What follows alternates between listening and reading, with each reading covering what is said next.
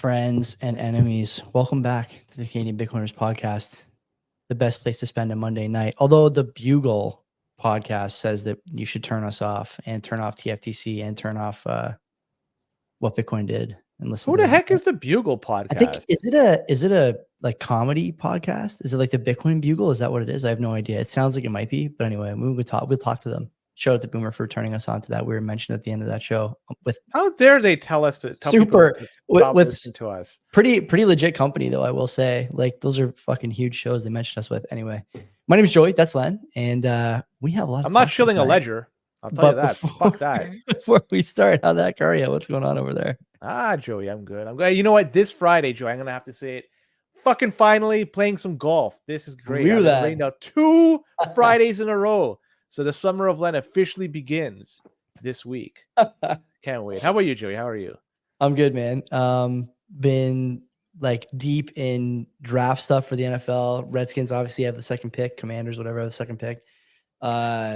Quarterback on the board here. Big deal.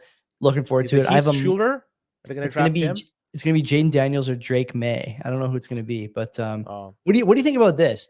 Most teams, I guess, when they do the quarterback visits or the top 30 visits, they, I guess, bring in the players one at a time. The Redskins brought in the top 3 quarterbacks for visits at the same time. And instead of doing them at the stadium, took them to Top Golf. Your thoughts? Let them challenge each other and see if they could. Hey, who's still in charge? Or is this Schneider? Is he the no? He sold the team. He sold the team finally under new management. So this isn't part of. So maybe it's a good strategy. You know, I actually like it. So I'll tell you that this is like a little bit inside baseball, but people who watch football know this. Daniels, I think, is the consensus kind of number 2 guy now. And what they did was pick him up from the airport at a separate time than the other 2 were picked up from the airport, and told him in the car that they were going to do Top Golf all together so they could see his reaction. And it wasn't good. His agent got on Twitter pretty quickly after that and called the whole thing unprofessional, blah, blah, blah. So interesting stuff. I think if they don't draft him, it will have served this purpose. I'm interested in seeing that. And Mark Mick in the chat saying the hockey playoffs are on too. I watched a bit of the Leafs game Saturday night. Not impressive at all. The Leafs, 4-0, I think, or 4-1. Yeah, to Boston. But I mean, Boston's got their number in a major way, man. Ever since that, 4-1 comeback in Game 7. Like, what was that? That was probably 11, 12 years ago now. Maybe longer, actually. I think I was like 25. After my time. I don't know. Yeah, not good. Yeah, so the draft is this Thursday. That's good. I'm looking forward to that. But otherwise, no, summer's good, man. Things are going well over here. No complaints. Looking forward to the conference in, 3 weeks? Something like that. So I'll be traveling to Quebec, my wife and I, to take in the sites, do a little panel work, and enjoy the scene. You know what? I got to say, thank you for the invite to Innocente Brewery. Is this on Saturday? There was a halving party, which I attended. I showed up very late because I had a bunch of family functions to attend that day, but it was a lot of fun, Joey. People were asking, where the heck are you? I was winning another beer league title on Saturday. Yeah, I was repping the CBP. To the mantle.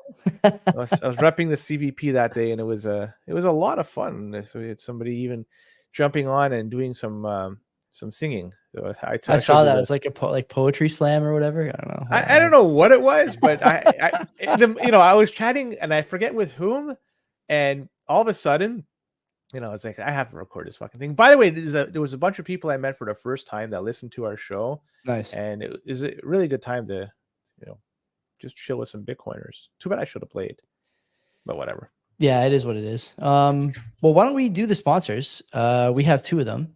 They're great, both of them. EasyDNS. Mark's been with us a long time, more than a year and a half now. I think he's been hanging around, you and me, and we use his service for our website, CanadianBitcoiners.com. You should check that website out. Check out what's coming every week and research reports, which I wrote in haste on Sunday this week with a little bit of a stinger.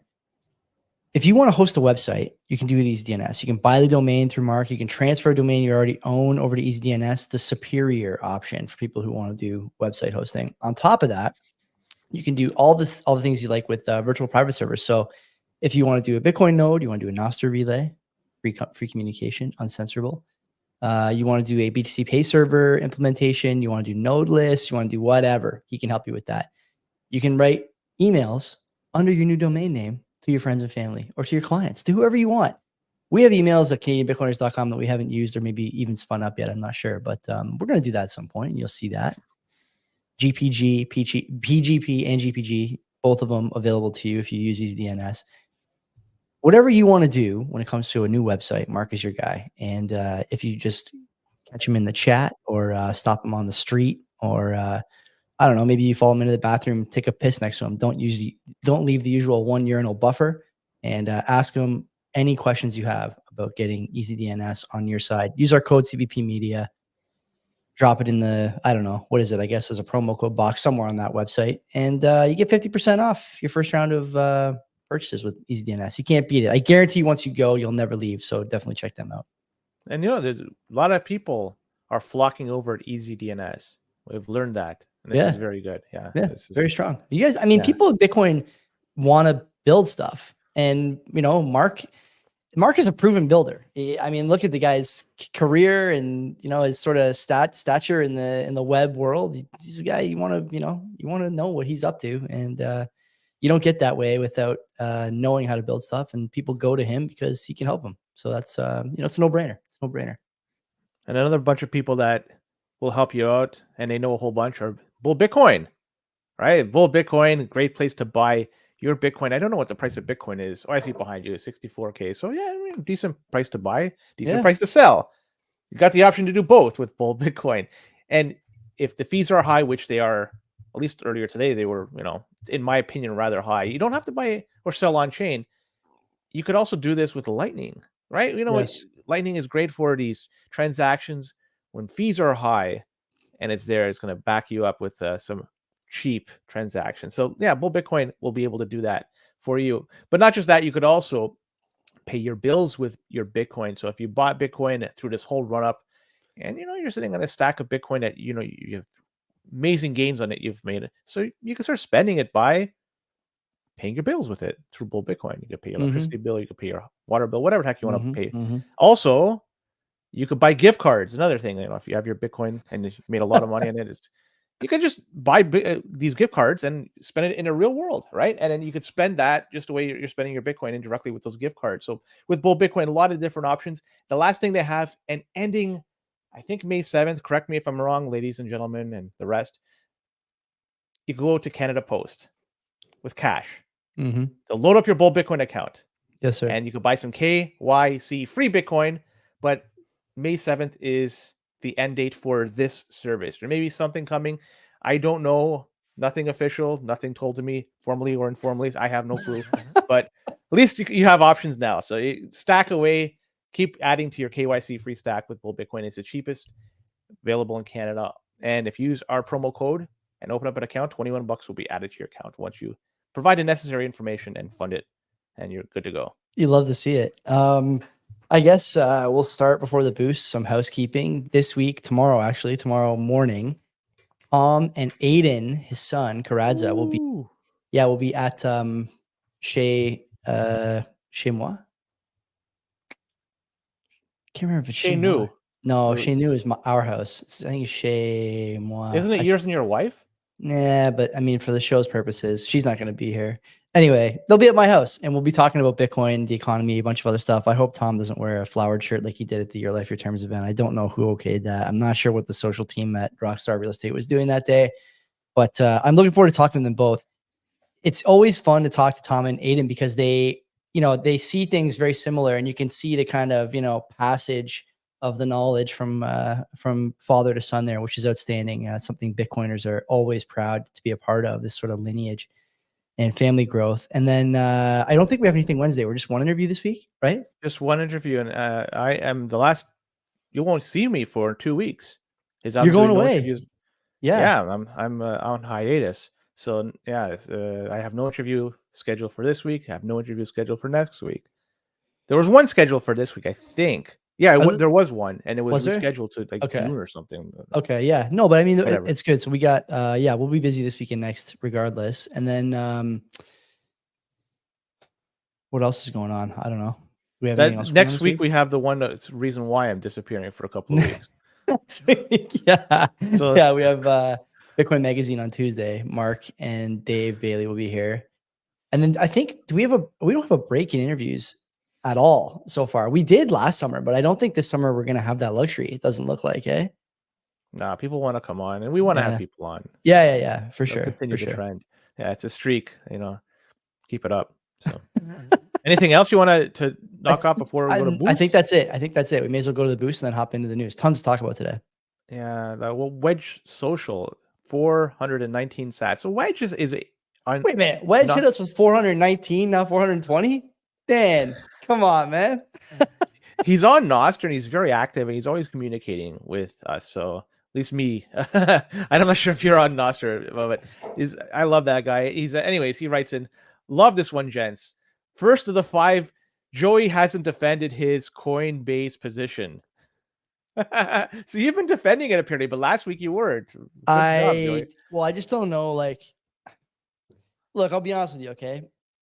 There's a part of me that's glad that I DCA'd for a while into Coinbase and, now it's in the green by a long shot. But part of me is also just like, man, these guys just can't seem to figure it out. And I plan on selling at some point in the not too distant future just because I just don't want to deal with Armstrong anymore. I just can't trust the guy, which again, I've said this a million times. It sucks because he got the woke thing so right, so early, and so publicly, and just hasn't gotten anything else right basically the entire time when it comes to Bitcoin. So whatever, it is what it is. You take the gains when you got them and get out while the getting's good.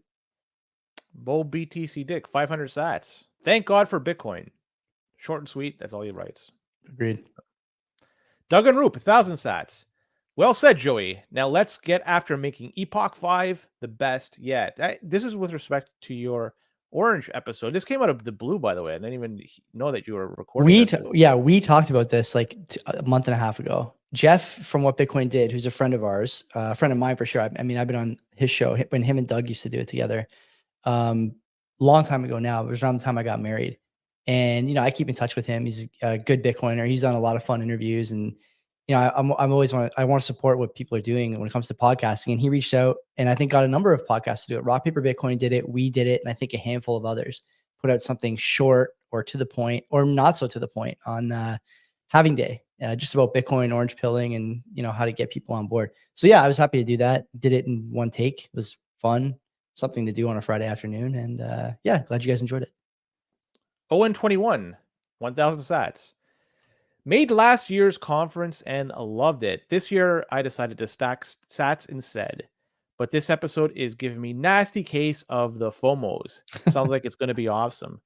Shame hotels, etc. are such a fucking ripoff. And this is with respect to your interview with Plate Licking Pleb. Montreal hotels are expensive. I'll tell you that. I found a low cost-ish one, I think, anyway, because I want to be responsible with the cash. But not pretty. I know a few people who are paying quite a bit more than me to stay near the conference. So I'm a little bit further than I want to be, but I think overall it's a decent trade-off. Conferences are great, man. It's like Lem was saying about the meetup on the weekend for the Halving. You get around these people who share the same mindset and same reference points that you do. And it's energizing in a way that your, normie life is just never going to be. So it's, there's pros and cons to paying the ticket price. But I think at the end of the day, for me anyway, I can't really say it's worth it. I didn't pay for a ticket, but I'm on stage. So I would say that broadly, if you want to just hang out in Montreal for a day, maybe go to Plate's after party, get a hotel room and see the city with your, better half or something. I don't know. It's a decent idea. I'm bringing my wife. Should be a good time. North Star Weld Service, 10,000 sats. Thank you very much. He writes in, this month is my 3-year anniversary for getting into Bitcoin. I'm still learning so much and don't have a lot of sats, not a life-changing amount.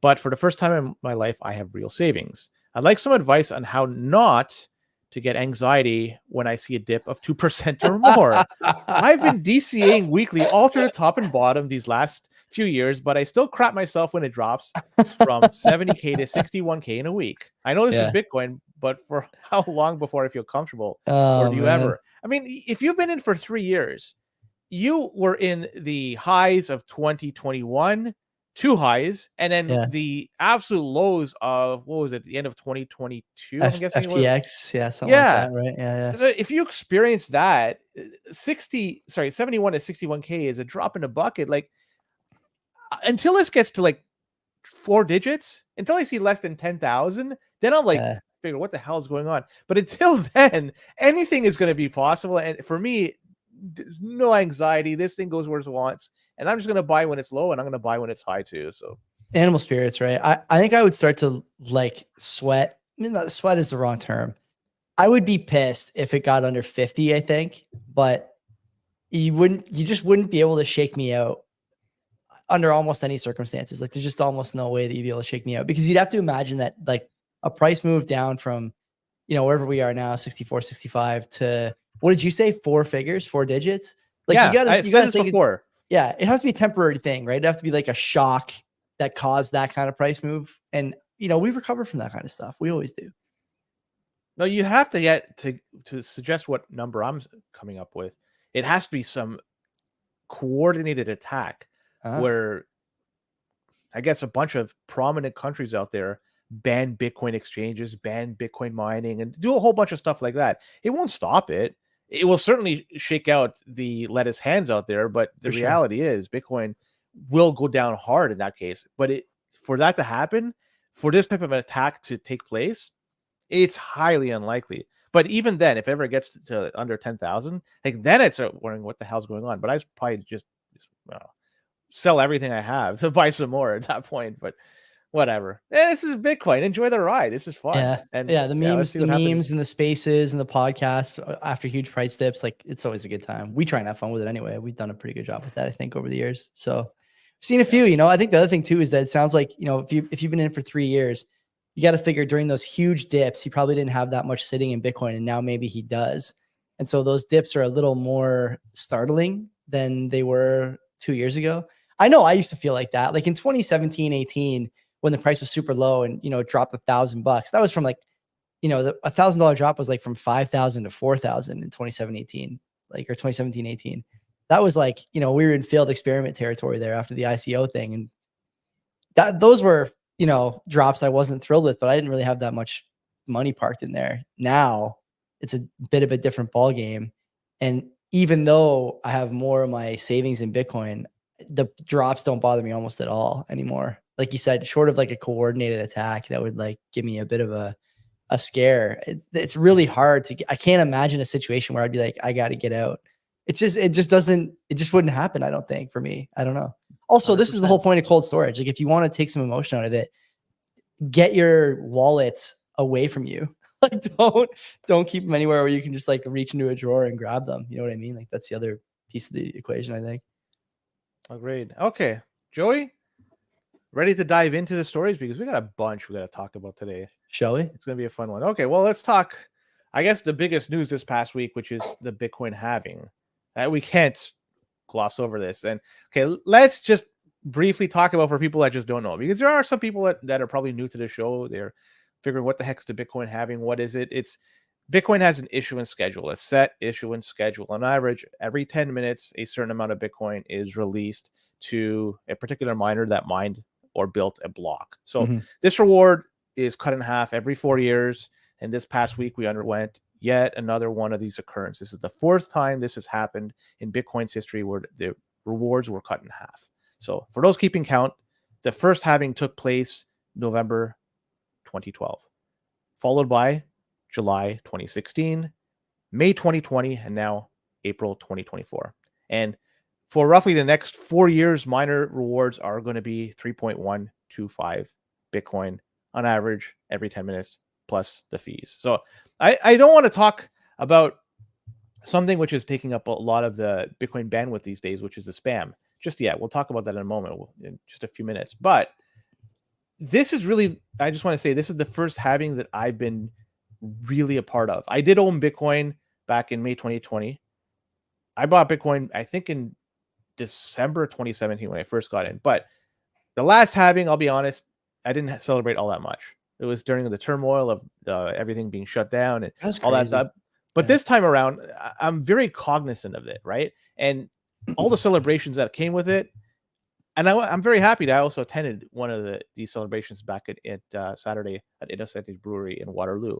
So it was nice to see a lot of Bitcoiners. It's nice to see a lot of people I knew. It's nice to meet people that I'd never met before. It's great chatting with everybody out there. So this halving has come and gone. There's been a lot of hoopla around it. And you know what? We'll see you all in 4 more years, Joey. I'm not sure if you want to add anything to that. Is the halving priced in? Sure. I'm totally disconnected from the price. Yeah, at this point, I really don't know. I don't care about the price. I did see that since the halving, I think there was one, who was it? Probably Kruger or one of these guys posted that now like just IBIT is buying significantly more than the daily issuance. Everyone, you got to be cautious of these stats because the issuance is one piece of the available Bitcoin, but there's a lot of sellers, as we talked about before, that will be drawn to market by price action. So IBIT is buying, some of the issuance, maybe from the miners, some OTC, some open market.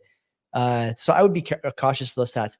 I don't think the halving is priced in because it's just such a significant supply change that it almost can't be. Now, the question for people who think it's priced in would be, why aren't all subsequent halvings also priced in? Like why don't we see price accelerating anyway, this is like too much think boy nonsense, but yeah, halving, great.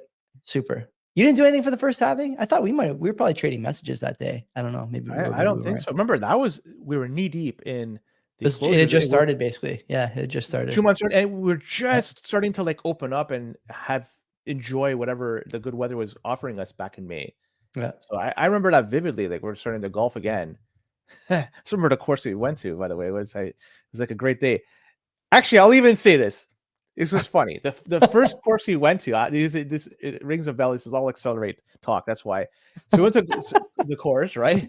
We played, and it was fucking full. The course was immaculate because it was the first time anybody's been on that year. It was May, and normally it's a little bit beat up at that point. And idle chit chatter with somebody else that nearby. They weren't part of our group. Like, yeah, good day to play golf. He's like, yep, I'm even getting paid to do this. So he was on serve or something. Accelerate, brother, accelerate, because you're getting paid to play golf. Those were the days. Those were the days. Yeah. So that's it for the halving stuff. I'm not sure if you want to add anything else. We're done. We're done. Happy halving. Glad everyone made it. Let's make Epoch 5 one to remember. All right. Well, with the halving came a lot of spam, and this came in the name of runes. And this is really just the enabling of shitcoining on Bitcoin, sorry. And it's the minting of trash.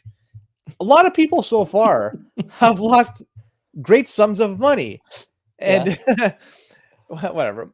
Miners and scammers out there, they're laughing at all these degens because they're the ones that are profiting from this. And since runes went live, and it went live on the halving, a lot of people like myself were looking and wondering what was going to happen with the fees. And well, looks like there was a slow progression of fees that was rising up towards the halving just a few days before it. But what happened on the halving day was absolutely fucking nuts, because there was some blocks out there that were averaging about over 1,000 sats per VByte, and that's a lot considering where we were just a few weeks ago, or it was single digits. That's, in grand scheme of things, that's in the same amount. But let's go over some of the things that just happened, right? As a result of this, Bolts is the swapping service. Mm-hmm. They went offline because the fees were just too high. Surprisingly, Coinbase stayed online. I thought for sure they would have gone down, but Coinbase goes offline in a full moon. They're always offline, looking for a reason. Someone did some analysis and they came up with some interesting numbers. The 130 blocks after this halving netted miners almost 1,700 Bitcoin from fees and block rewards. The previous halving netted a little bit more, over 1,200 Bitcoin. Yeah.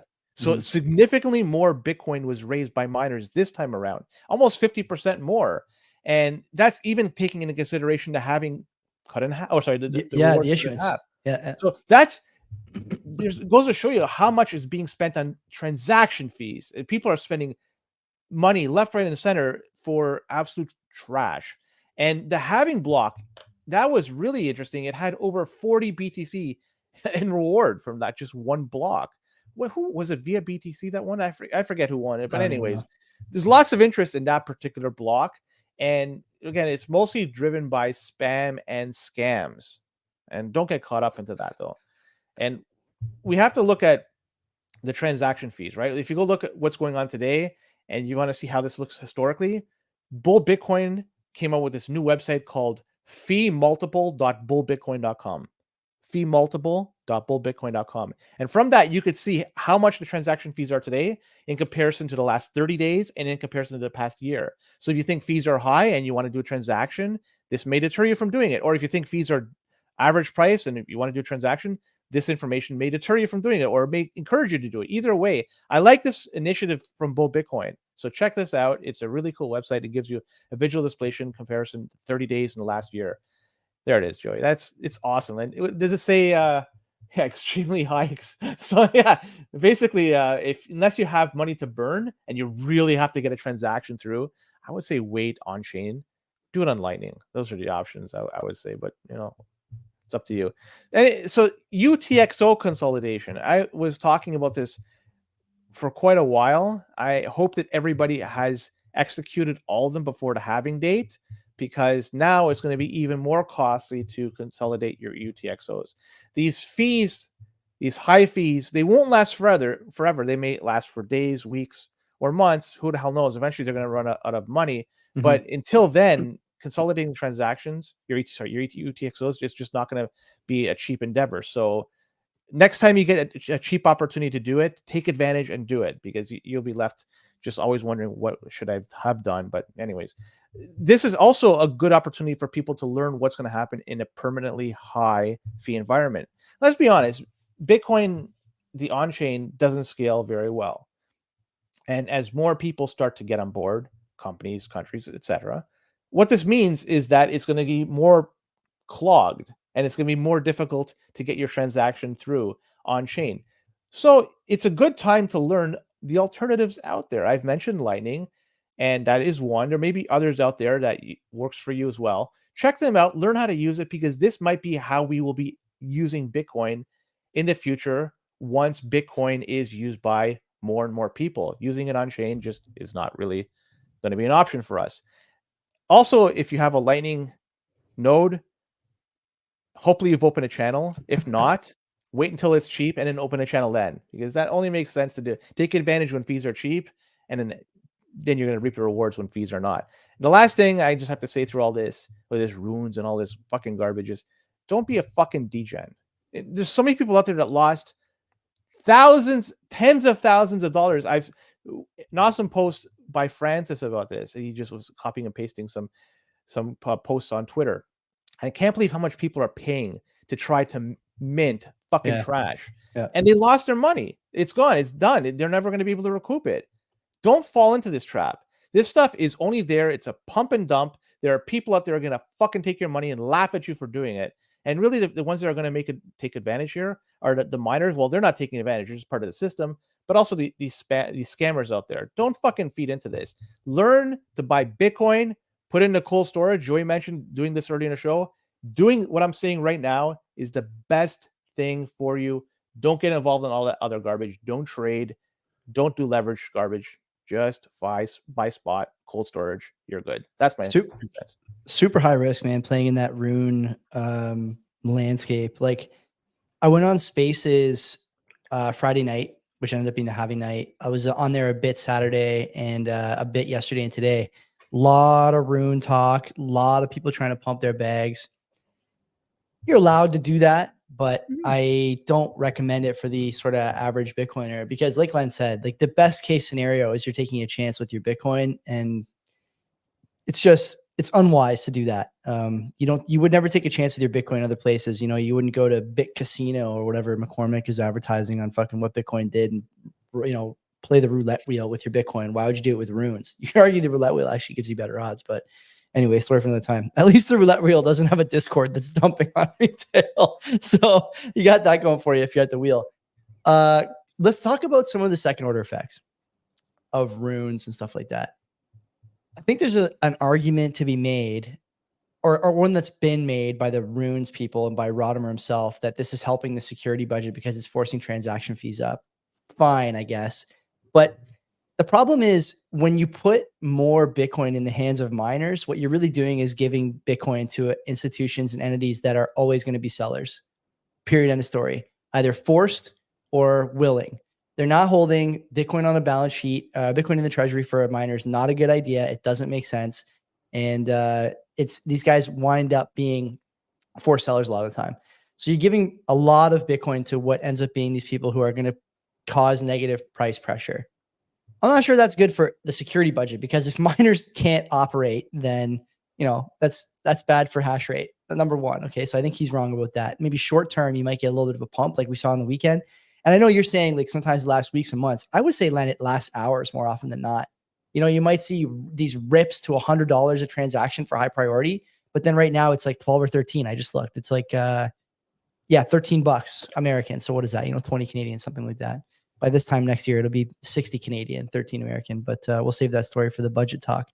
The problem, I think, is that you wind up, like I said, giving this stuff to miners. Miners want to be sellers. That's the nature of their business. Not good. Number one. Number two, the runes thing is just, I think it's just BRC20, but more efficient. I'm, ashamed to say, but also I do it for the people who listen to this program. I listened to Casey Rodimer on a podcast last week. Do you know what podcast he was on?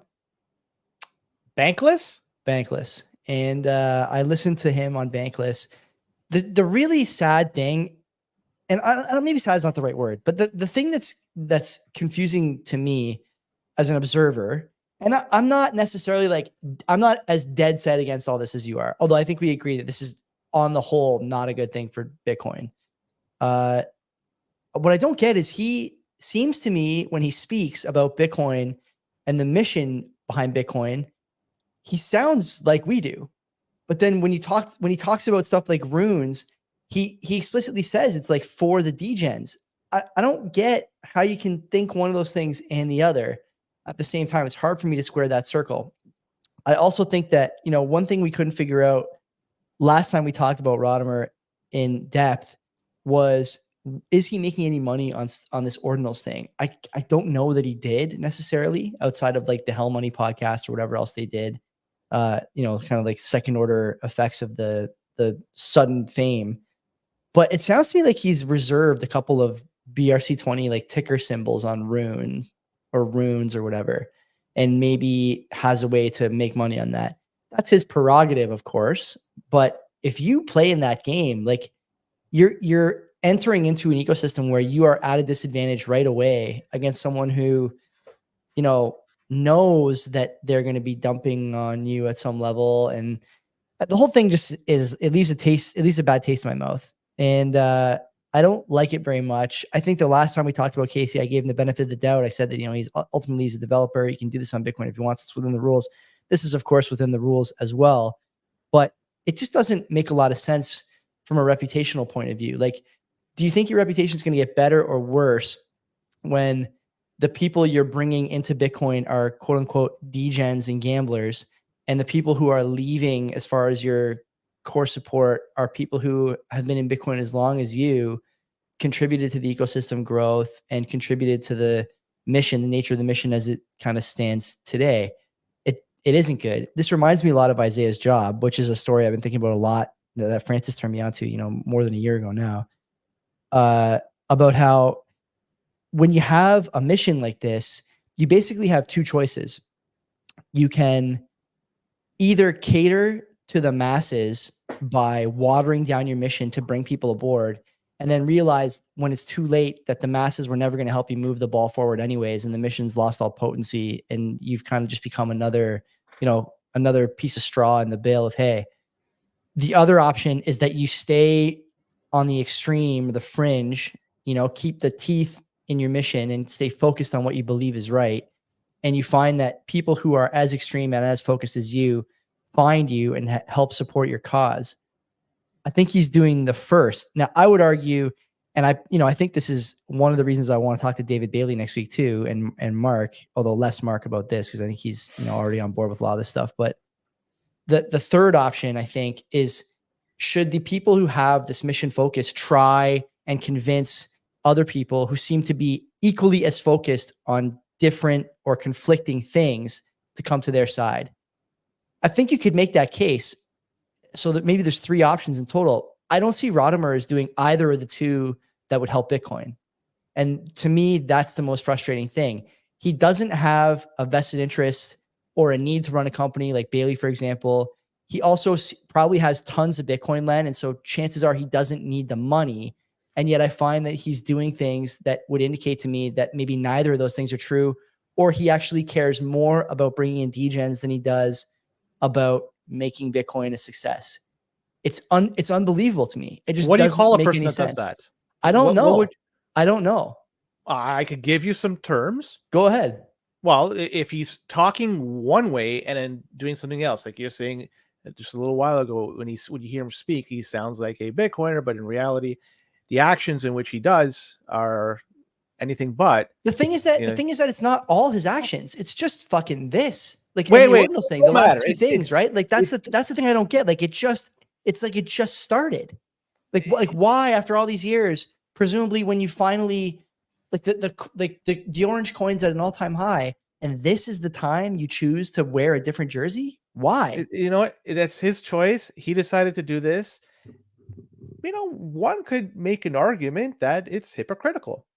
Sure. Yeah. One could make that argument. You know, one could also make an argument. You know, he's just simply trying to scam people. So I mean, you look at it. But the thing is, like he's not like the amount of money he stands to make on runes is. I would argue. I'm hypothesizing that he's got a lot of Bitcoin. He's been around. The number of dollars he stands to make here is like it's immaterial. So I don't even think it's I would get it more from a rationale point of view if the scam was going to enrich him, if he was trying to feather his own nest. But to me, it doesn't even look like he's doing that. Well, there's a what connection is he doing? between. Like, I just don't get it. Look at the people that you're going to be inviting to come on their show next week, much to my chagrin. They are pushing some of this garbage. So, and they are enriching themselves. So there should be some way that they're enriching the people that are involved in it too. So let's be honest. You look at it, there is a trail of money. If one really wants to go down this path, they could find it and they could see who are the motherfuckers involved and the motherfuckers that are trying to profit from this at the expense of these degens coming in. That, let's be honest, they're shitcoiners. And now they're talking about, and then going into the weeds here, they're talking about forcing CTV and doing a user activated software. Give me a fucking break. You know, like these are the people that you're dealing with, and they're doing nothing good for Bitcoin moving. We're trying to modernize the monetary system, and you now trying to have names out there. I don't know what the fucking these names on ruins are. I didn't even look into it, but I know that Satoshi Nakamoto is one. I think that it's fucking stupid. There's no value in that aside from, look at me, I'm playing around. Maybe I'll flip it for a great sum of money later on. That is doing nothing for modernizing the monetary system and trying to improve life for a whole bunch of people. It's just spam and scams, you know. And on the spam side of things, it's making it more difficult for people that want to make a transaction. Sure, it's in consensus. I'll fucking agree with everybody about this. Yeah. But you know what? A DDoS attack is a valid packet times a billion. Yeah. So that's a valid. There's something to be said. Like sometimes, I know we've talked about this before. We may agree to disagree on this, but like sometimes I think the fees we've been enjoying on Bitcoin are like, they were so low for so long. I'm not sure what the quote unquote correct fee is, but you're right. It's something that pumps the fees up. You know, on the bright side, I mean, at the end of all this, we talk about this a lot on this show because it's become sort of this thing that like won't go away. But from the fee structure side of things, it always does go away. It dies down. So I'm thankful for that. I mean, I don't think a lot of this stuff has legs any more than NFTs had legs, for example, right? It's just going to die out at some point. So it's unfortunate. The people that are involved, they run an annual conference under the good name of Bitcoin. Right? That's what they do. I mean, they're in. I don't know that they're as culpable for the runes thing as Rodimer is, but you're right. There's something to be said about that. It's painting them all with the same fucking brush, because you know what? Their actions have proven they are out there for themselves. And I'm not trying to say that you shouldn't be out for number one. Absolutely should be out for number one. But come on, man. There comes a point in time you have to look in the mirror and say, I'm fucking a scammer. And that's what somebody could say about these guys. Yeah, maybe. Yeah. And that's too bad. It is fucking too bad. I think there's yeah, go ahead. And we're all fucking dealing with it with these high transactions. Like I said before, the silver lining from this though is I think it just gives us an opportunity to realize what it's like to live in a high fee environment. Is eventually we will get to that point. So people will have to adapt to that, to learn to use something else that enables you to move Bitcoin on the cheap. So take this as a learning opportunity, because this will come again through just on its own merit, through just organic growth. So it's now a time we should start funding projects to make Bitcoin work on a global level. That's it. Boomer in the chat asking a good question. Are you in this to make money or to fix money? Me or I mean, in general. In general, like, I don't know. I would say for me, both. Like, I would like to enjoy some. I'd like to enjoy some wealth along the way. I mean, this show took sponsors, so like, yeah, like I it's not a mystery. Like, we're making money doing this, but I don't know. We also try and pick our sponsors carefully. I think the broader like ideological question is like, should you try and, should you sacrifice making money to do something you think fixes the money on the way? Yeah, probably, honestly, if you think it's worth it. And some people don't seem to be doing that. Again, like I have my own set of questions for Dave and Mark next week that I think, most people who listen to the show will be happy about. But I think for Casey, again, like I know we disagree on the Bitcoin Magazine thing, but at least in the background of that, there's something that needs funding. Again, with Casey, I don't get it, because the guy seems, and someone in the chat mentioned here too, like when he talked about ordinals a year ago, it was like, yeah, I really like collecting stuff and I wanted people to collect stuff on Bitcoin. It was like a kid having an imagination type explanation for why he did it. And now it's degens. And I do not understand why you would put yourself in the crosshairs like this if you didn't have to. And again, like, and maybe I'm missing something, but I would like for All Caps to chime in, because he's always got his ear to the ground a little bit and he's in the chat. I don't see how Rodimer is making any money off of this that would be significant to his, future or well-being or anything. That is the thing that drives me nuts. That's the thing I don't understand. This project could have been something on the drawing room board, and then somebody got wind of it, decided, you know what, I like this because this is going to disrupt. You think he got funding? Maybe. And there's enough adversaries towards Bitcoin that it's hard to pinpoint who would be responsible for funding this. But I can say there's a number of different people, potential groups that could want to fund it. And it's not to say that this is going to bring down Bitcoin. Let's be honest. You could, and we talked about at the top of the show, you could have governments fucking ban mining in their jurisdiction. You could have governments ban on-ramps, exchanges, and Bitcoin will still function. It will function just fine. So I'm not to say that somebody's trying to really fuck over Bitcoin, but who knows? Like there's enough people out there that don't want to see Bitcoin succeed, that have funding, that may decide, you know what, let's fund this project and a whole bunch of others and make life difficult for these Bitcoiners. Just an idea. I could be totally wrong. No, adversarial thinking is good though. You're right. You're making a point there. Yeah. It's just, why would anybody do something like this for just shits and giggles? For shits and giggles. Exactly. Maybe, but maybe there's something encouraging them to go that extra mile. You grease palms, and I'll spend a few weekends instead of partying with my friends. I'll just sit down and do some coding instead. So you can encourage people to do that. Who knows? Who the fuck? I don't know. I honestly don't know. Bitcoin All Caps is checking on relationships because I want to know. Like it's like you're not a rational actor. That's the thing that. Anyway, whatever. We spent basically the whole first hour talking about this. So 2016, was it 2016 that there was, or 2017? There was a lot of spam on Bitcoin too. Like, not a spam, but in terms of transaction fees, the fees were high. Yeah. Somebody was funding, or some things were funding it. Why can't even potentially the same group of losers be funding this as well? I don't know. It's possible. Anything is possible, but it could be even bigger entities. I'm not trying to say it is. Like where do you rank? Try and just take your angry hat off for a sec. Where do you put the 3 primeval here? First, second, and third place. The Ordinals guys, the Taproot Wizards guys, and now the Rune boys. Who's the worst? Who's the least bad? Is the Taproot Wizards and the Ordinals guys, aren't they kind of the same? Yeah, kind of. I would put the Taproot Wizards on their own because they're just so full of shit and annoying. So I don't want to. I even feel bad lumping them in with the Ordinals guys. Like D is like an Ordinal enjoyer. I don't think he's like a Taproot Wizard loser. You know, he's just changed. I don't know, but like I like D. You know, he's a reasonable guy. I do too. I gave him a hug when I saw him. But Udi, on the other hand, is like he's not a reasonable guy. He's like a fucking weirdo. So I don't know. Where do you put him?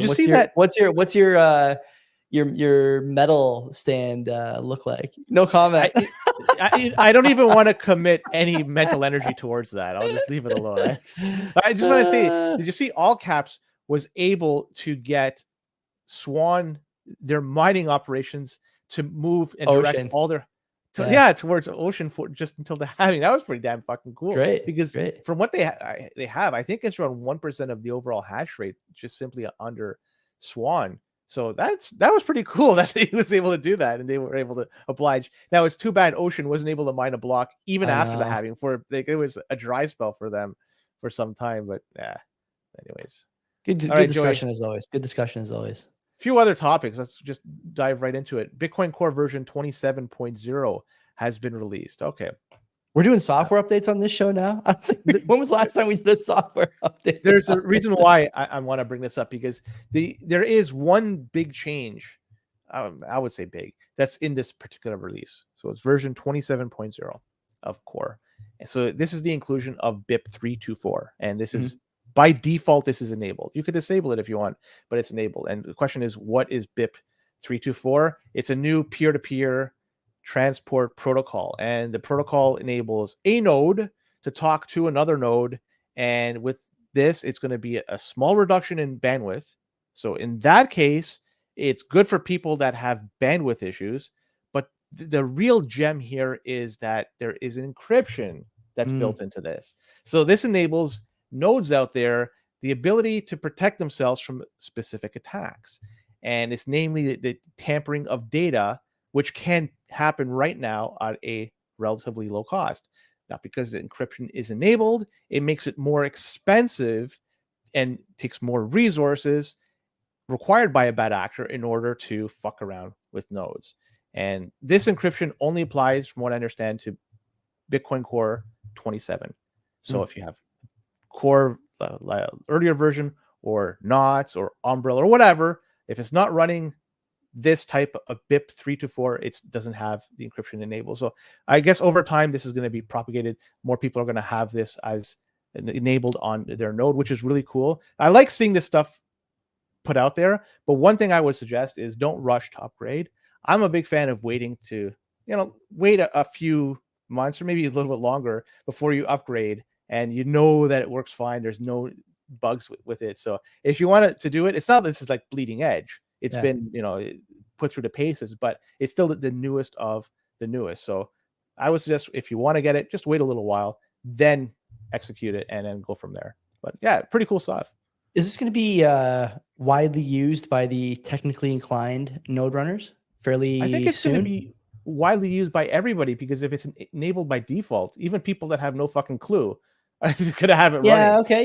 Okay. Fair point. I again wouldn't know, because I refuse to run a node. It's like a bit now at this point, but at some point I will buy a computer that will run a node. I'll just stick it behind the camera there or something and take a picture of it to prove it.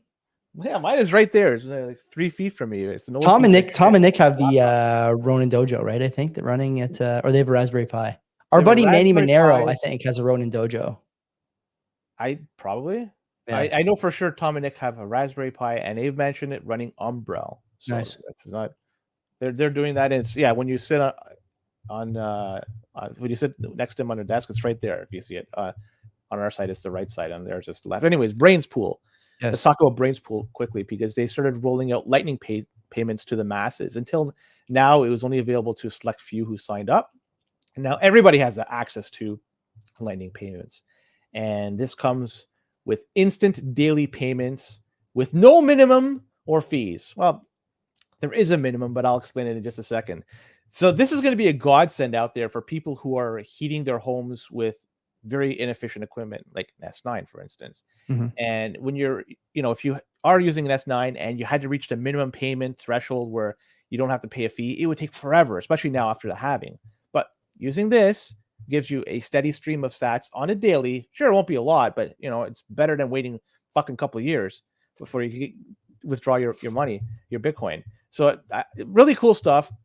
The payment limits, though, are the minimum payment is 1 Satoshi. So that is the minimum. When they say this, there is one false advertising. False advertising. But the maximum payment is 500,000 sats.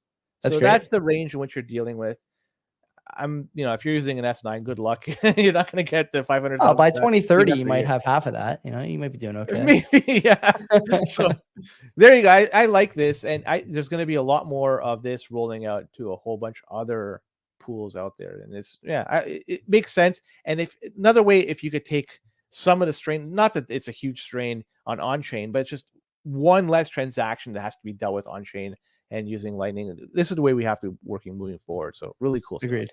Yeah, I really like this. We talked about this before when they enabled Lightning withdrawals when they first did it. These guys are innovating at a rate that almost no other pool is when it comes to adding these sort of L2 solutions and making things easier for the people who direct their hash to that pool. I'm not sure why. Well, actually, I am sure why. Because the other pools aren't really, Bitcoin focused as much as they are fiat gain focused. But Braiins, they've been crushing it, man. I don't know what else to say except that I'm glad to see this. And I think as fees continue to go up and all these, people want to take their winnings and hold them themselves, having no minimum is just, it's fantastic. It's fantastic. And it goes to show you that those guys really are mission focused people, which is what we like on the CBP. So good for them. Happy to see that. I'll throw a little bit of mud here onto this. Oh no. From somebody was telling me, and I don't know if it was mentioned on air or not, so I'm not going to mention his name just in case. But apparently Braiins and a few others as well, a few other smaller ones as well, are pointing their hash rate to a larger pool out there, like Foundry, for instance. And it's proxy mining, I think, was the term that was used. And yeah, there was, I have to dive deep into this, but receipts have been shared.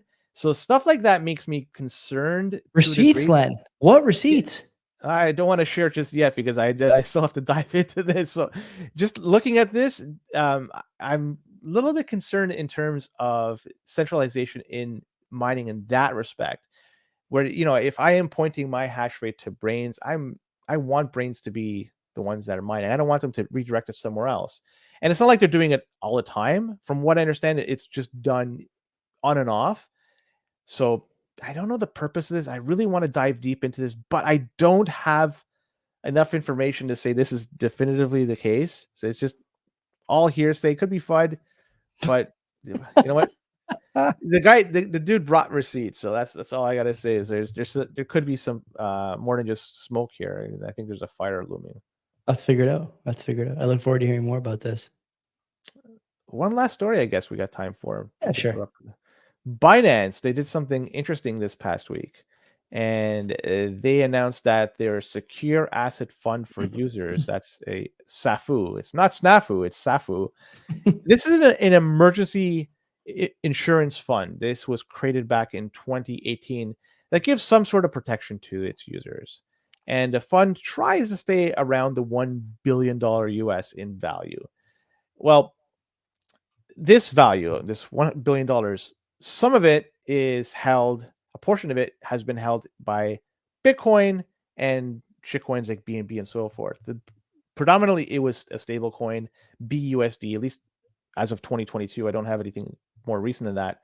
So around 70% at that time was held by BUSD, and BNB, and the remainder was like Bitcoin and other whatever digital else assets. So yeah, it wasn't 100% stable coin, but it was a lot of it was. But now they're deciding to convert everything to USDC. So instead of having exposure to Bitcoin and other digital assets, they're going just 100% the stable coin route, and they're choosing USDC. They have not been very friendly with Tether, so it makes sense for them to get cozy with USDC. Also, USDC is, at least they are accepted by regulators, at least in the United States. So it might be, by doing this, might give Binance a nod for being re-enabled to do business in the United States. But the question is, why go 100% into a stable coin? Aren't they bullish on Bitcoin, right? Because like, if say Bitcoin runs up hard, right? And even if there's an event that requires to tap into their $1 billion reserves that they have here, and it gets drained significantly because it's 100% tied to the melting ice cube that is the US dollar. So if Bitcoin runs up, it could really cause a massive strain into this if there's a requirement to draw from this. And it's not like it's outside the realm of possibility. I mean, we're expecting rates to be cut within the next year. And what happens to the price of Bitcoin if that happens? Well, number goes up significantly. So I'm looking at this move by Binance. It seems a little odd that you're doing this. And I can't put my finger in it as to why I'm cautious or concerned about it. But again, there's another one when I'm smelling smoke here. And I think there's a fire somewhere that needs to be uncovered. But where it is and what it is, I don't know. But something's fucked up with this whole situation. I'm not sure either. I've been thinking a little bit more about stables and what they mean as far as surveillance. And like, I mean, this is it's a deep subject. And I know it's a bit, a bit far afield from where we just were talking about like the Binance thing, but I'm starting to get a bad feeling about stables that I didn't have like 2 weeks ago. And I don't know. I know, we've already talked about David Bailey a lot. We'll talk about the other Bitcoin magazine gent, Mark Goodwin, who is the editor of Bitcoin magazine, the magazine that produces Bitcoin culture stories. Okay. Not Bitcoin magazine, the company. There's a, whatever wall between them. We'll talk about that next week. But Mark has been putting out a lot of stuff about the dangers of stables as they relate to CBDCs. And when I hear Binance hopping on this, Binance is a company that was in a boatload of trouble, like what, 8 months ago? And suddenly they're like they don't seem to be in the crosshairs at all anymore. Moving to stables to me tells me that someone is pressuring them to get out of these other tokens and into something that's easy to track, easy to stop, easy to freeze and influence and all these other things. Doesn't that seem like the direction this is going to you? Or am I reading too much into that? Like there's something not in the crosshairs. This guy was fucking talking about, there was like prison floating around for CZ, a year ago. And now I haven't heard his name in 6 months. Well, what happened? Yeah, but like Len, the company's no longer, like, no one's concerned about this anymore. No one's like, how did this happen so fast? And now you're telling me that these guys are moving out of quote unquote crypto into, what else could be done? Because they've been sued already by, I forget what entity. They've been sued. They've been shut down in the United States. Like, what else? And CZ has been jailed. Like, what else? What other news could come out from this? They jailed their CEO. They kicked him out of the country. And, right? Like, the fuck? And not just that. Right? Like, what's left here? And you always hear another country that says you can't have Binance do business over there. I mean, it's just these are smaller countries. They're a black sheep for sure. Yeah. So like, I don't know. Maybe you're, but like, as far as like, I think I am, because as far as like protecting your company's assets, why would you go into a stable? It just doesn't. I know. It doesn't make sense. It doesn't make sense unless you're being forced to. And if you're being forced to, presumably the reason they're forcing it is because they exert some level of control over it. And that's, Mark is talking about that a lot. And I've been thinking about this, reading his posts. I actually ordered his book, The Bitcoin Dollar, which I don't think touches on that too much, but like, I want to learn more about this. And Whitney Webb has talked about this too. And her and Mark are doing a lot of shows together now for this reason. I think there's a lot of overlap in this, like, control state apparatus, CBDCs, and stables.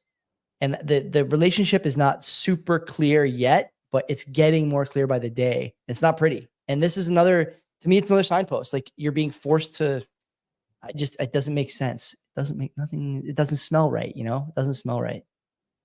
I think you and I agree there's something fishy here. I think we're looking at it from different angles, but either way, something's fucked up. And I wouldn't be surprised if some news comes out and we could tie it to this event and say, yeah, Like you know what? what? I mean, Like what? Give me an example. No, I don't. Again, like I have no clue, but there's something fishy here that I cannot put my finger on exactly what the fuck it is.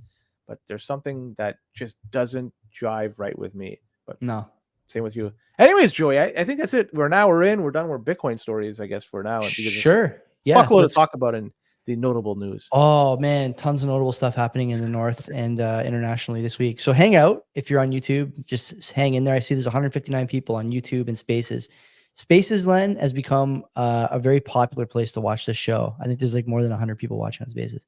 So, oh yeah, definitely. So if you're live with us, hang in. If you're not, stay tuned for the second half of the episode tomorrow. And don't be a fucking cock. Don't be a cock. That's right. Okay, 151, 153. Like, don't sell out, man. You know what I mean? Like, you have your fucking principles. You stick to them. What's notable in your opinion this week? The show. Can I just tell you that I know what kind of show we're gonna have when. Like I used to put the streams up first thing Monday morning, and now I don't have time. Like I got the dog. I try and go to the gym. Frowns, right? What are we doing? Are we mad this week or are we happy this week? Are we upset about something or are we happy about something? Been a lot of in the thumbnails. Yeah. That's good. Hang on, I gotta get the time. 1:01:30. I fucking use that for the next week. Thank you, Jimmy. So you got that, and then that's what I'm gonna put for fucking you and Bitcoin Magazine. No fucking no smile. You better not. You better not. The other thing I laugh about is when I look at the fucking what's in the news this week for the show, and the list is 20 things long. I just tell myself like we're gonna get to maybe 3 of these things because there's always one thing in the Bitcoin stories where we have some disagreement or there's too much to talk about and we end up doing like 3 of the things. Yeah, it's time, Joey. We expand it from a 1:45 to 3 4 hour show. 1 hour per day. We'll take on Dan Carlin with Hardcore History is 5-hour episodes on assorted, fringe wars from the 1800s. Let's talk about something that you covered in your weekly wrap up. That weekly wrap up. I'm so sorry for writing how bad that was. I did it in like an hour and a half. I was hungover and watching videos on Diablo 2. I still read it. I like writing it, but like that was my worst one yet. I won't be hungover this weekend. I promise. I still read it because one of the 2 stories you talked about, I think it was 2, was the unemployment numbers in the United States. I love that. And you were referencing a CNBC article. This is Normie News. And they're saying that this is from them. I'm quoting them. Something strange has been happening with jobless claims numbers lately. Can we listen? We have to at least discuss this headline before we go on. What does it mean if the CNBC news team gets together and is like, we need a headline here? What should we say? I don't know, that they're lying. No. The numbers are made up. No. All the data's fudge. No. Why don't we just say something strange is happening? Oh, okay. Sure. That's sugarcoating it. But anyway, go ahead. Yeah, it's a climate event. So we've been getting this now from mainstream media that they're now calling bullshit on the numbers provided by the Labor Department. And now we only have to have them start doing the same thing to the CPI. It's, like they're going this far, might as well go all the way. But I guess it's asking for too much at this point. So we'll take whatever is being offered. The article states that for the past 5 of the 6 weeks that we just had, that were reported, the level of initial joblessness filings totaled exactly 210,000 every of those 5 weeks. And the 6th week that bucked the trend was 220,000. So it was only 8,000 off. Yeah. So it's not like they're throwing darts on the board. They're throwing one dart and you're just copying and pasting the same thing over and over again. Like, it doesn't take much to figure out that there's Len. They're not even throwing the dart, Len. You know what? That's the problem. There's no dartboard. There's no dart being thrown. It's just the same number. I know. I've done. Somebody's done the math on this and figure out what are the odds of having this come out. I'm going to equate it like flipping a coin, Joy. And it's not just flipping a coin and having it lands head or tails. No, this lands on its fucking side. How often does this happen? It fucking happens never. But now, even with this 6th week, that's just even so close to the other 5 weeks. That's like flipping a coin twice and landing it on its side twice. Yeah. That's what this is. So this is a joke that they're doing this. Finally, we have Main Street media identifying that there's something strange going on. Yes, The sir. numbers, they've been cooking the books for a long time. And you know what? As we get closer to the election, like, I can't believe, Joey, we're 6 months away, roughly 6 months away to the election. What the fuck are we going to be fed in the next 6 months? Question for you. Where are the campaigns? Like, why is there no campaigning going on? I haven't seen any campaign coverage. I mean, I don't watch Normie News, but like, I haven't seen almost anything. Doesn't it feel like most of the time? Primaries? I don't know. I guess they haven't. No, they haven't wrapped up the primaries, so they haven't officially nominated Donald Trump, and they haven't officially nominated Joe Biden. From what I could be wrong. And also, it's now April 22nd.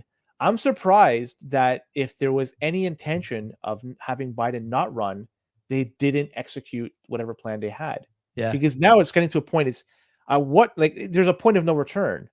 Well, I guess there's never really a point of no return, but it's very difficult to replace somebody every day that passes moving forward. So Michelle, well, I saw Gavin Newsom was on impartial journalist Jen Psaki's program. Gavin Newsom with the locker room trend peddler physiognomy, talking about how they need to tackle disinformation on the right on Twitter. Like, what a clown. Anyway, listen to this on the jobs numbers from Jim Bianco. Consider the U.S. is a $28 trillion economy. It has 160 million workers. Initial claims for unemployment insurance are state programs with 50 different sets of state rules, hundreds of offices, and 50 websites to file. Weather, seasonality, holidays, and economic vibrations drive the number of people filing claims from week to week. Yet this measure is so stable, it doesn't even vary by 1,000 applications a week. Just the number of applications incorrectly filed every week or incorrectly filled out every week should cause it to vary more than this. He brings up a great point. And I replied to him. I said, Jim, you know why. Everyone knows why. And he liked the tweet. Bianco is a popular guy in TradFi and in sort of, Twitterfi. And, you're going to see more prominent people just going, the numbers are fucking fake. Now, the real question is, what do you look at if you're an economic modeler? These guys that, one of the things I read for the newsletter every week, like all these RBC economics, Scotia economics, TD economics, they look at this data. The data is made up. Okay. So are you really telling me that, number one, the government is not making up tons of other data? Of course they are. Okay. Of course they are. And number two, all the market gyrations based on the data they're second order invented. Like they don't mean anything because the stuff they're based on is not real. This is your brain on fiat. You are trading against algorithms, looking at data that somebody made up. Like Len mentioned earlier, they don't even throw the fucking dart. They can't be bothered to even spin the random number wheel. They just use the same number every month. They just use the same number and assume no one's going to say anything. It's crazy. It's absolutely crazy. Now, the real crime here is that I haven't seen a clip of Peter Ducey grilling Corinne Jean-Pierre about this, but I need to see one because KJP is maybe the least competent person on the planet, and listening to her try and finesse Ducey on the stats would be hilarious. The other thing I look forward to is the next Fed day. What's his face there? God, what's his name? Gunlock will for sure bring this up because they will talk about unemployment data as it relates to Federal Reserve policy. And he will for sure bring this up because he's been in the camp too. And I wrote about this in the newsletter and tweeted it a little while ago too, that the state's unemployment data doesn't actually match the federal unemployment data. That's another problem they have, right? And so he's mentioned this and it's out there. And so everyone is going to start seeing this stuff and go like, wait a minute, like what are you guys talking about? None of this matches up.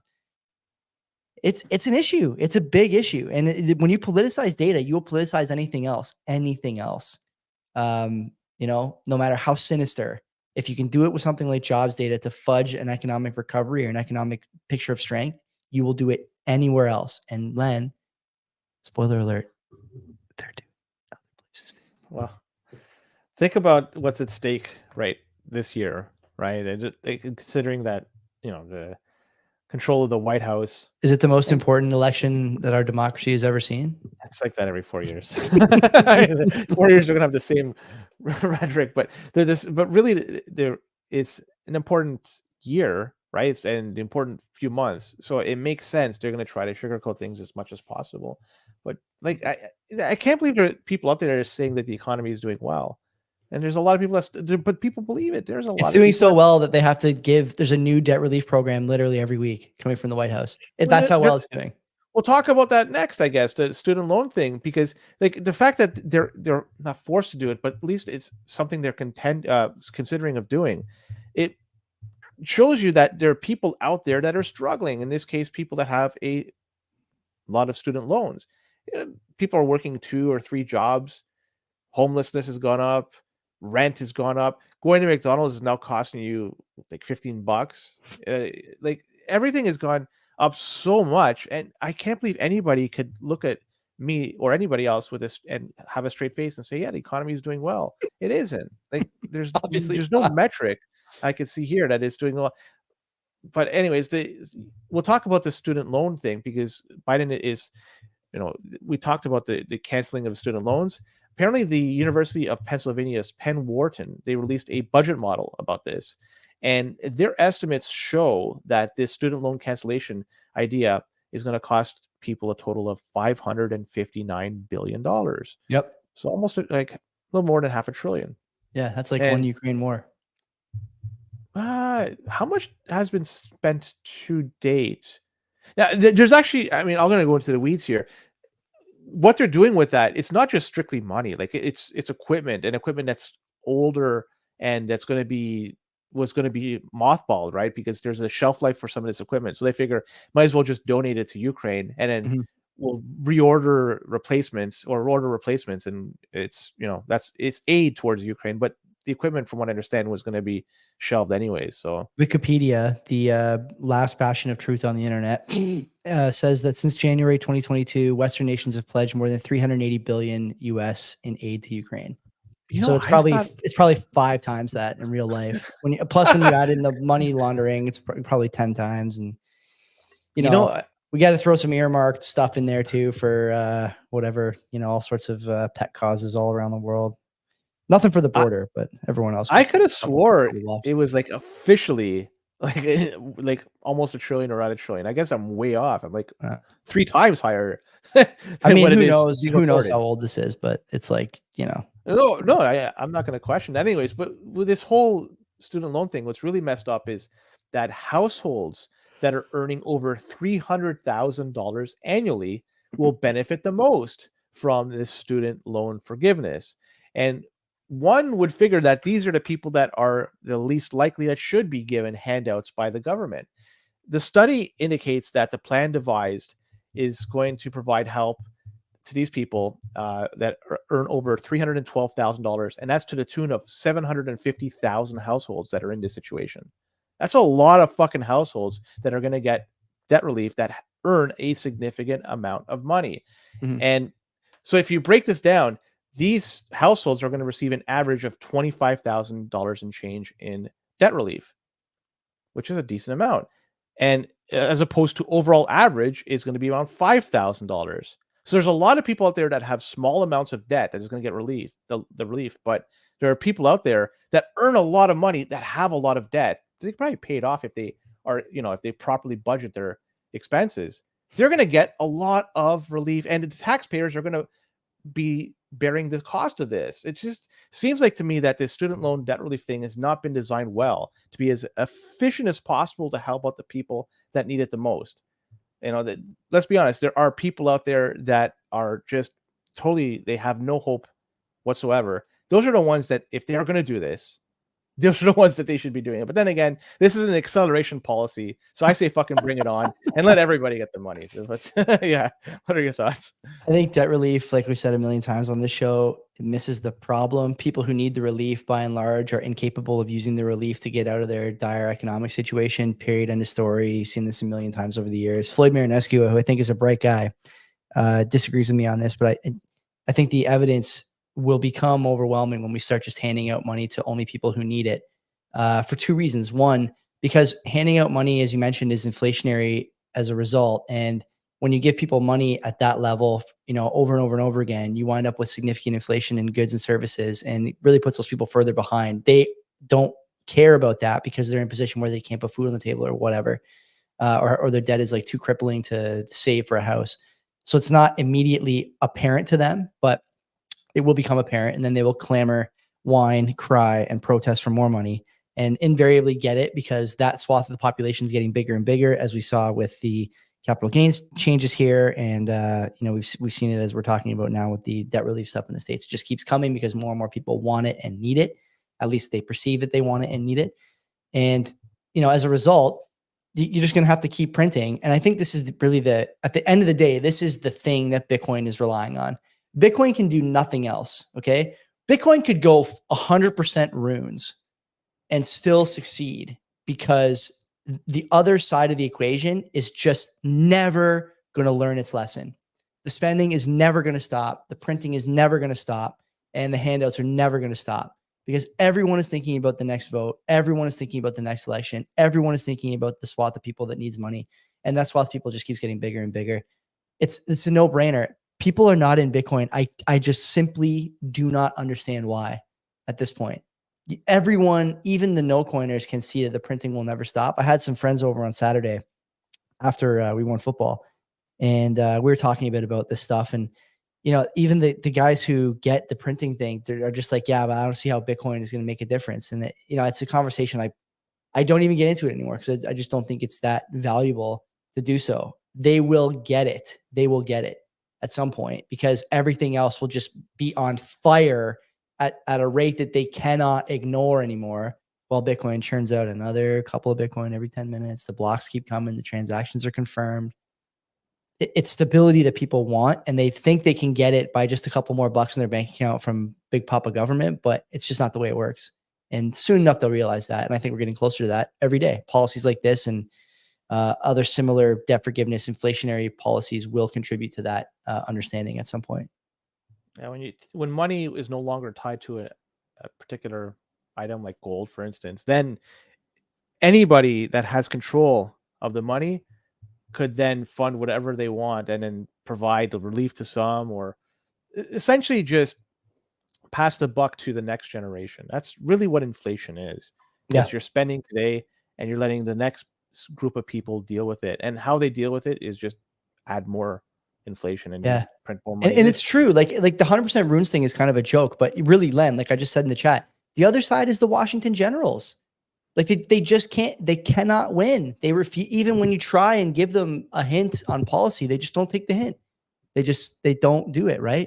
We're all just sitting here spinning the ball on our fingers while the clock runs out, and they refuse to take it. It's just the way it goes.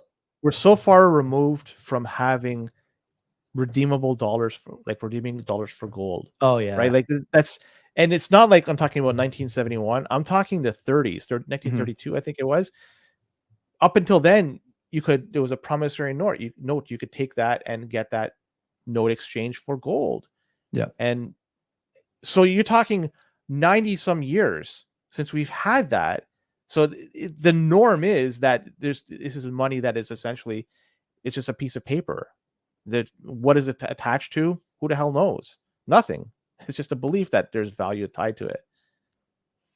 It's right. This is just for generations. It's been like this. And so until you're able to deal with and tie it to a hard money, make this hard money that this may be a promissory note for Bitcoin or for gold, for whatever the fuck it is, then you're going to be spending money, and you'll be spending money very carefully. But until then, it's easy just to, I'll just add a few more here and a few more here. Exactly. Yeah. That's just a reality. Like Elizabeth Warren, for instance. Let's talk about a couple of things that she's talked about. And one of them came out today. It's fake, though. It's fake. Oh, it's fake. Then I won't even talk about that. Yeah. Then. So let's talk about her desire to break up Apple. I can't believe she's saying she wants to break up the monopoly, the smartphone monopoly that Apple has. And I've done some research. So from various sources, so forgive me if I got this wrong. It seems like Apple's market share in the United States lies in the vicinity of 60 to 65% for the smartphone market. Okay. And Android, I guess, makes up the rest. And globally, Apple is somewhere in the vicinity of 20 to 25%, and Android makes up the rest. So I have no way to verify this information. There's no node I could draw upon. So again, forgive me if I'm wrong. So based on what I see, she should be going after both Apple and Google, right? But yeah, it's just the way I'm looking at it. And she wants to include, she says, people in the Apple texting ecosystem where non-Apple users are given the green text experience. Is that correct? Is that what happens if it's just an SMS message? Yeah, like if you have an iPhone, the bubble is blue, but there's like encryption and some other kind of quality of life features that you don't enjoy if you're just sending someone an SMS message. Okay. Well, which, by the way, is a carrier issue, not a tech issue. The carriers could do this and implement something broadly between all phones. They don't, because no one's asking for it. So, like, go away, Liz Warren. Anyways, she's going after Apple because the Justice Department has launched an antitrust lawsuit against Apple back in March. And the basis of this lawsuit is that Apple has engineered an illegal monopoly in the smartphone sector, and the practices that they are pushing out are hurting competitors and keeping prices high. Well, there's a reason why Apple products are high in terms of cost. Apple users, they want Apple products. There's brand loyalty there. Also, Apple spent a record 29.9, almost $30 billion in R&D in 2023.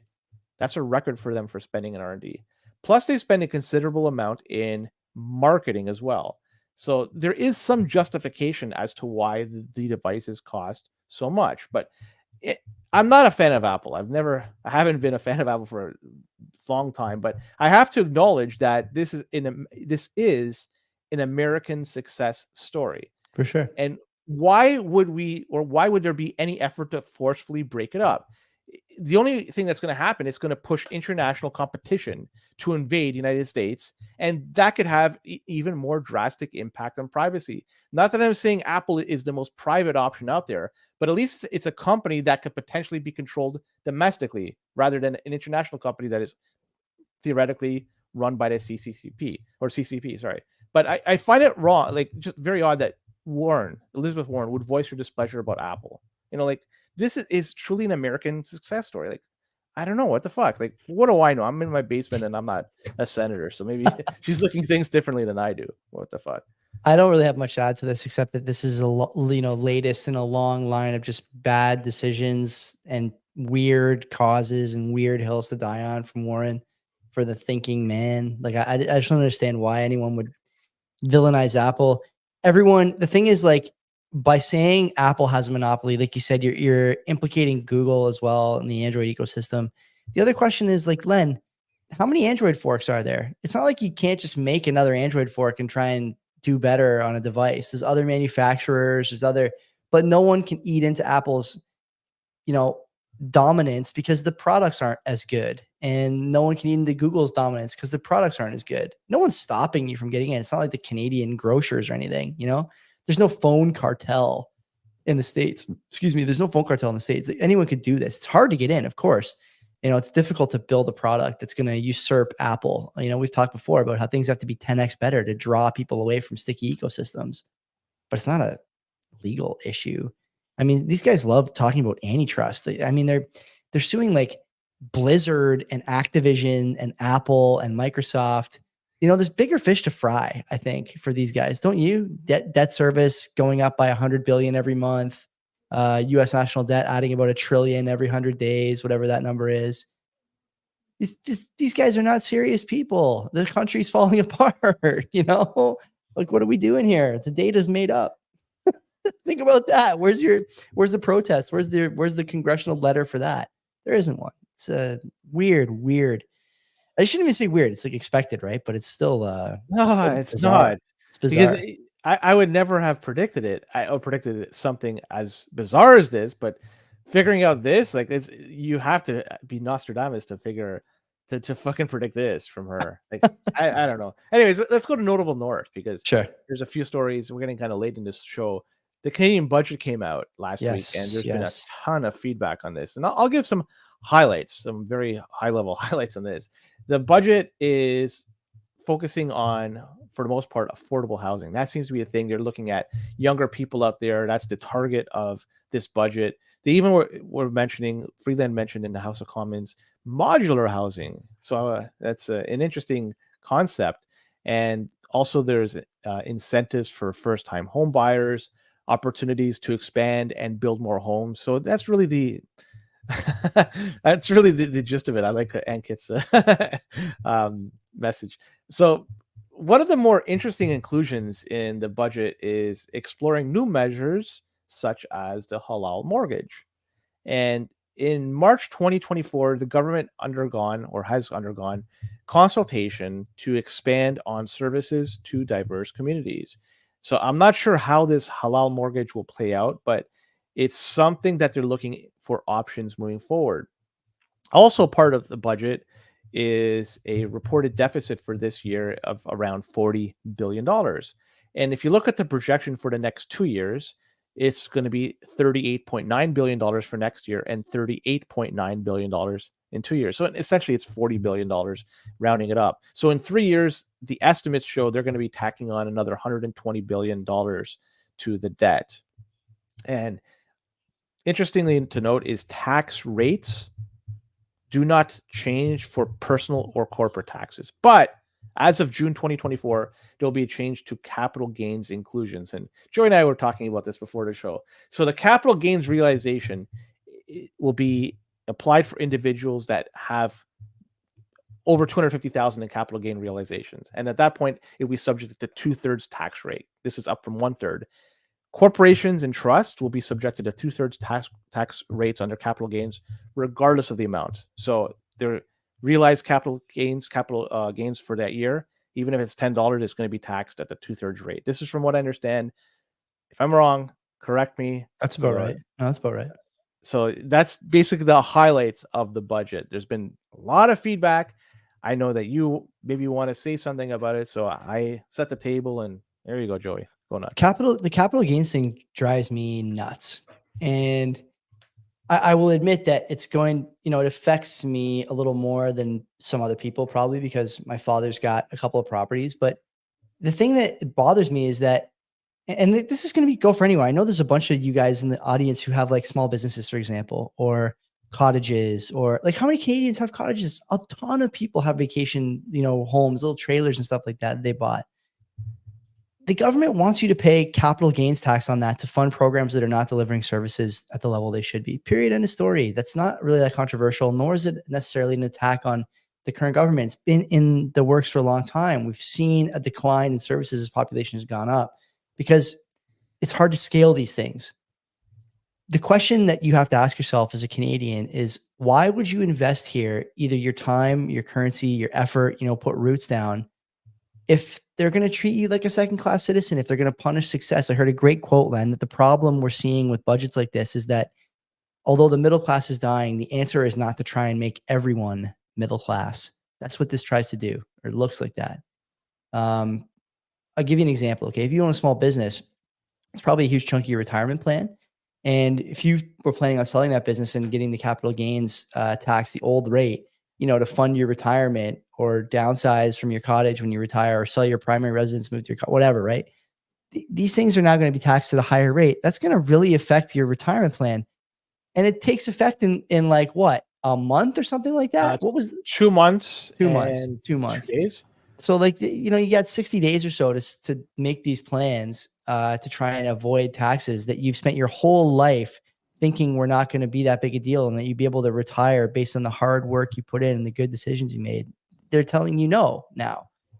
This idea that it's going to affect 40,000 people in Canada is it's flat out wrong. It's wrong for two reasons. One, because, capital gains above 250,000, it's not the same 40,000 people every year who are doing these things. And two, because, as I mentioned in a tweet, there's about to be a huge transfer of real estate wealth in Canada from the boomers to their kids. And, what should I be forced to do with the property my dad has? Even if he only had one house, right? Even your parents that live in a house. If they give you the house, you get taxed on that, okay? Unless you sell it. And if you sell the house, you still get taxed on the inheritance gains. You're going to get more than 250,000 in gains for the house. you're going to get taxed on that. Is it really fair that your parents spend their whole lives working, paying a mortgage, and then want to give you the house when they pass away as sort of a, last bit of aid to you and your family, your spouse, your grandkids, your kids, whatever. And all of a sudden now it's taxed at a higher level? That's not fair. The implication is that the government is basically forcing you to go down with the ship, and the CAD is going to go down. That is the ship that's sinking. Keith Dicker mentioned this before on our show, and he's talked about it on Looney Hour too, that markets, although they may not express risk in rates necessarily, they will express risk in currency. And the currency is already teetering at 70 cents or something like that. Like, there's not really much below this. I'm not a chart guy, all the time, but you look at that chart, it's not much below 70 cents. And I heard another guy this week on Market Huddle, shout out to whichever listener turned me on to that Market Huddle episode where they talked about the Canadian dollar. You're getting into territory where the dollar, the loonie, is not a currency you can be in, even if you're a Canadian. If you start getting into that territory, you're going to run into more problems because Canada doesn't produce anything. We are a country of importers. If you can't pay in Canadian dollars for imports, your standard of living is going to go down even further. And you wind up in the spiral that, by the way, we were probably already in, unfortunately, where the standard of living becomes so low that people leave. And then when people of means leave, the tax base dwindles. You have to bring in, people from the third world to help grow your GDP, but they don't produce anything of value. And then what? You're in this downward whirlpool, and it's just sucking you in. Everything you do contributes to a negative outcome. It's not good. And, I'm not doing it justice. You could read in the newsletter, I left an archive link so you don't have to pay the Globe and Mail, that rag, any kind of subscription fee. Derek Holt, who writes for Scotia Economics, he's their lead economist. He's a genius. He's writing here, the title of the article is "A Budget That's in the Best Interest of Canada's Youth. Give me a break." And like Len says, he talks a lot about the debt, the piling on, the structural sort of certainty that the debt will continue and deficit spending will continue. It's not good. And what do you do about that if you're a kid? Unfortunately, it seems to me that in the past, what kids have done, kids, let's say under 25s or under 30s, who don't own homes, specifically people who don't own homes, I think is the demographic this is targeted to. Mm-hmm. You can't afford a home just because people become forced sellers, because there's still too many people out there who can afford to buy these homes at depressed prices before you can. And the other thing that I think is important here is that the budget, and we kind of talked about this before last week, but it bears repeating, this idea that like the budget allows for more supports for people who want to buy homes because of the first time home buyer savings account. It's not the account that's, the problem. It's that I don't have the inputs for the account. I don't have the money to put in the account every week. I'm working a ton of money or a ton of hours to stay afloat, pay my rent, pay my car payments, all that stuff. It's not that I don't have the account. It's that the account has no money to get put into it. And the second thing that I really think is telling, and I think it should be concerning for a lot of Canadians, the average age in 2022 for a Canadian to buy his or her first home was 36 years old. If you withdraw your entire retirement savings at 36 to max of 60,000, let's say, and put it onto your down payment, you have to pay that back. Chances are, at rates where they are, the cost of homes where they are, and incomes where they are, you're going to have to take some of that as income and get taxed on it at the end of the 10 or 15 years, whatever it is, when it has to be put all replaced. And you're going to be earning more money then. So you'll be taxed at a higher rate as well on the income. But the real kicker is that if you extend amortizations to 30 or 35 years, and the first home on average 2 years ago was bought at 36, let's say it's 39 now, 38, 39 now. Are you really going to work until you're 74 years old to pay off your mortgage? Like, is that the life you want to have? And then at the end of it, when you pay the mortgage off, you're going to give it to your kids and they're going to pay tax on it or not be able to keep it? That's not good. That's not first world stuff, in my opinion. It's not fair, honestly, to good people who, especially the boomers and their parents, built the fucking country from nothing. over the last 75 years. They want it all back.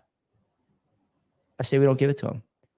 I think you got to think about where you spend your money and put your investing, and invest your time and your resources. Because now there is no doubt about whose money and resources they want. And the answer is yours. And you got to decide whether that's something you want to be a part of long term. Do you recall when I was talking about that there is going to be more people in the group that are renters versus homeowners? We've talked about this a bunch. They will vote to take every fucking penny you have for themselves. Every fucking penny. This is democracy, right? If you have a group of, this is the reality of it. Len, my hottest take is that people who think capitalism has failed are missing. The thing that has failed is democracy. That's what's failed. That is the problem. And it's spicy maybe, but I'm not putting those two together because I can't vote capitalism. I could vote democracy is a political system. Capitalism is an economic system. So they're two different things. So with respect to democracy, that's what it is. You're essentially just trying to placate to the mass audience out there and have them vote in this type of policy. If maybe good or bad policy, whatever it is, it's trying to attract the majority of voters. And as we go into this, every day that passes, there are going to be more people in a category of renters than there are in homeowners. That's the reality. So the boomers that have homes, they'll die off, unfortunately. Kids will inherit it. Some will sell, some will not. The ones that sell, well, that, just another one that goes out there. It's no longer, somebody else is going to get it, and maybe fucking BlackRock, whoever gets it. But the reality is we're going to have more people coming into Canada too that are also going to be in the renters category. Granted, they're not going to be able to vote for at least, I think, 4 years. And that's if they decide to become a citizen. But that group of people is also growing as well. So if you look at it, you have more people in that category. And if you could draw them and not attract them to come and vote. Yeah, but this is the problem, right? Like everybody else. Yeah, you're spot on. You have it dead on. You're right over the target. And the problem with the sort of champagne left is that they're voting what they think is the right thing. They're voting with their hearts, but now you're at this point where you've hit a tipping point, and the people who you wanted to bring in and support and give social welfare to, now they're voting to take your money. And so what do you do? What do you do? You have to play. What do you do? Like, by the rules, because you can't skirt it. You can't get around it. Play by the rules. And like everybody else that does it, like corporations that have been evading taxes and using tax loopholes to their advantage, people will do the same. Primary residence is exempt from capital gains. I'm sure people are going to try to use this as much as possible as long as this remains an option.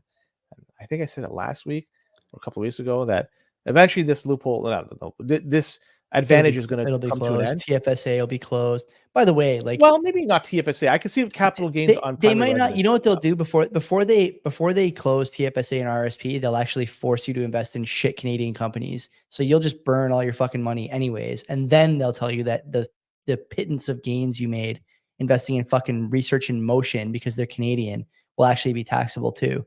That's the direction it's going, right? And there isn't, I don't think there's any fair way to take what people have earned. There is no fairness in telling people who just did the rational thing. I can't be in cash. It's inflated. It's being debased. The inflation's too heavy. I got to be in some hard asset. They put their hard-earned money in the hard asset. And now you're telling them, like, by the way, you have 2 months to sell it, or when you sell it, it's going to incur an incredibly difficult to deal with penalty. And if you die, we're going to impose that penalty on your children, whether they keep the house or sell the house. They're still going to pay capital gains on the inheritance. We will send someone to appraise the property. They will pay for the value of the property in their capital gains inheritance. And it's insane. The real thing is like the business owners. Like I think about Dundas here on King Street. There's a bunch of little restaurants, little cheese shops, little bakeries that are all run by people who are local. like you're going to tell them when they sell now that they can't reap the benefits of the business they've worked so hard for. Like these people poured their whole lives into this. You don't get 2 fucking cracks at the bit in this life. You get 1. These people work for 50 fucking years at the same business and you're telling them now they got to pay taxes when they sell it. That's not fair. Plain and simple. And these are the people it affects. It's not, the Bill Gates types as described by Freeland. I think that's a mischaracterization. There's a lot of people who are just average Canadian families who now are in trouble. And explaining that to people is like incredibly difficult. It's amazing the narrative control that we've seen exercised here in the mainstream. But thank God there are people like Derek Holt and others out there, I think you and me, who are just trying to paint a clearer picture. Like this is not what it seems. It's much worse. And directionally, it should worry you. It should worry you. Joey, there's one more story that I know we're getting late, but we can't end it without talking about this. Let's do it. Because CRA is going to make an effort to go after people who don't claim their Bitcoin and shitcoin transactions, which should be taxable and taxed. Mm-hmm. The budget that was tabled institutes new measures to implement rules requiring more transparency in Bitcoin and shitcoin transactions. And it's quoted here, just as crypto assets pose financial risks to the middle class Canadians, the rapid growth of crypto asset markets poses significant risks to tax evasion. This is wording straight out of the budget. So in the beginning I'm actually getting mad. Like my heart is beating faster than it should be at 8:45 on a fucking Monday night. But go ahead. But people need to really need to know this. You should be paying attention to this if you're listening. I know it's near the end of the show, but fucking pay attention. This is important. So because beginning of 2026, Canada will have implemented something called the Crypto Asset Reporting Framework. This was developed by the Organization for Economic Cooperation and Development. And here's where it gets really fun. Exchanges in Canada will need to provide information to CRA. The information includes customer name, address, date of birth. So when you're making a buy for Bitcoin, this information is going to be relayed to CRA. And the budget puts in some interesting language, such as looking into, this is very interesting, Joey, looking into digital assets like Bitcoin, which are what they say appropriate as qualified investment for registered saving plans. So they're looking into the option of potentially having Bitcoin or other digital assets included in these registered savings plans. I presume that is going to be an RSP. That's interesting that they're thinking about and looking into that. But the other one that I mentioned where exchanges are going to be forced to provide this information to CRA, all I can say is KYC is available. Sorry, KYC free is available right now. There's no policy against it. There's no rules against it. There's no laws against it. You could buy KYC free Bitcoin for the time being. I suggest do it before it could be too late. I think do it. The other thing we talked about before the show is that there's a note in there that they're going to start asking in your tax reporting, individual tax reporting, for you to list your buys, which, I'll let you guess why the CRA wants to know how much you bought year over year. It's not so they can just, look at the list and admire it. It's because at some point they're going to, I think, come for unrealized gains. That's my guess. They want to discourage us any way they can. And again, like Bitcoiners are their own sort of piece of the population, a very small one. But I think as we've talked about before, we're net producers in a lot of ways. We do a lot of good things. We're smart people. We're time preference focused, and we're making good decisions in a lot of places in our lives. Driving Bitcoiners out of the country is a bad idea. And I actually want to talk to Carlo Campisi. I'm going to invite him on the show at some point in the not too distant future. I might try and talk to him in Montreal actually in person.